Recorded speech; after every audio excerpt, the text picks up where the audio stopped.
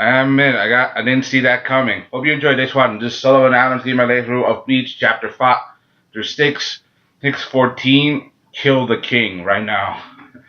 Now, I mean, you got the first half. I mean, I'm gonna start off with the first half. You got the first half. Everybody's getting ready to go to the Soul King's palace. They're gonna hide Juhabak right now. Already, now that he's in the Soul King's palace, killing the Soul King right now.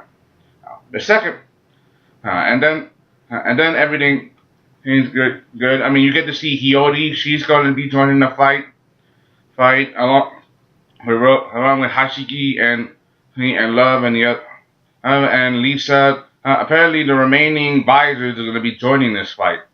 I mean, we haven't seen them in a while, so not since the Aizen thing. I mean, we did see Hiyori a while back, but yeah.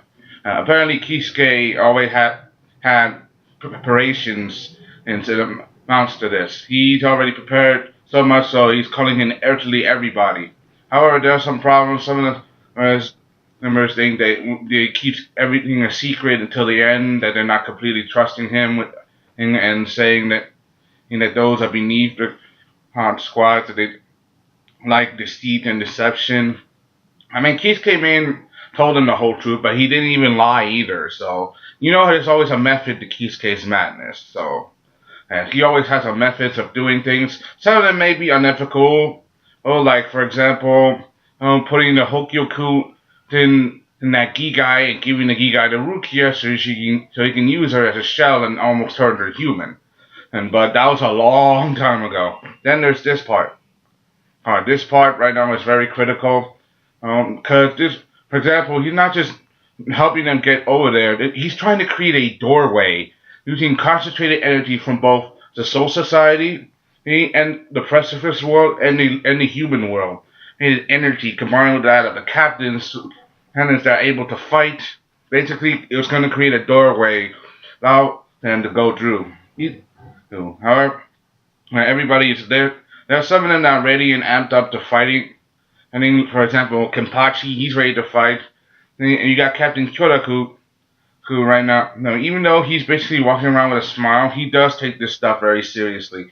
And he's basically acting as the Unohana, treating everybody for their injuries, and with a smile he does Unohana, but remember, he's also a fierce warrior. I mean, hell, he almost became Captain Commander, the leader of the 14th Lodge, so, yeah. Understood. They are ready. They're gonna make this move, and Yodi. They're gonna be wearing Soul Reaper Shihakushos. They haven't worn Soul Reaper clothes in over a century. Not since they got kicked out with the crap Aizen did over 100 years ago. Let's see, 112 years ago. It was 110 in the first part, but now in 2 years it's 112 at least. 111, 112, 11 and a half, but you get my point. Then there's the second half of the chapter. And now that Ichiko is confronting Juhabak, he sees the face. He and Yoichi, Ganju, I don't know what the hell he can do. So basically, Chad and Yoichi, they're all getting ready to make their move. They're gonna take Juhabak down.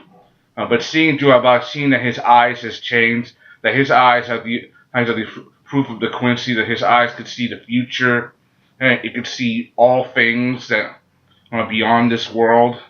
Basically, he could predict the past, the present, and the future. I mean, that was what Juhabak's power means. He can predict everything. And then there's Juhabak's sword. Even though his sword is still inside the Soul King, he doesn't seem to be cutting him down. He just stabs him, like right there. Letting him die. That means he's not completely dead. And then it's Ichigo. He tries to take out Bak's sword. Or, foolish move. Really, that move is right now what you call not to be taken lightly. Even Bak's sword. Bak always has a plan in motion for anyone. Or, for example, the sword seems to, even though he picks up the sword, it takes over Ichigo. Where Ichigo, literally takes over his body, saying that because of the Quincy blood that flows in your body, it can't allow the existence of the Soul King to live or something. And so basically, if you have Quincy blood, True Havok can literally manipulate you and take control of you. Even his sword. And that's like OD, because it's Bach. So what do you expect? He's planned everything ahead so far, just nothing on sheer confidence and brute strength. I mean, he's the Soul King's son. He could be the second strongest being in existence other than the Soul King, and you just struck him down. But you have to understand, it has to for Boggs doing what he's doing, other than the order for the Quincy annihilation 200 years ago, there has to be something else. What happened in this 1,000-year blood war arc? What is always was it hatred? I mean, Juhabak was left abandoned on Earth. And was it hatred? Yeah. I mean, you got and Ichigo, even though he does try to save himself, he ended up destroying him with Juhabak's very own sword, the very weapon he tried to pull out to save his life with. Yeah, and that just leave for reading and not and with Habak's final words in this chapter. And Ichigo, let us watch the end of the Soul Society together. Man, like the way Bach talks is like his confidence. It's like the end of everything. It's the end of everything as he knows it, and the world is going to collapse around him. And can't go really. This is the Soul King really dead, or is this proof? And that scar in the sky, like twilight scar, like is the world that they know going to cease to exist? You're gonna have to find out for yourself. Hope you enjoyed this one. This is Sellavin Adams. I put the link down in the description. This is Bleach chapter 614, Kill the King, and probably one of the most shocking chapters you can think of in the end. And knowing Kubo, he probably has more to show us and a lot more surprises ahead. Hope you enjoyed this. Thank you. Signing off. Bye.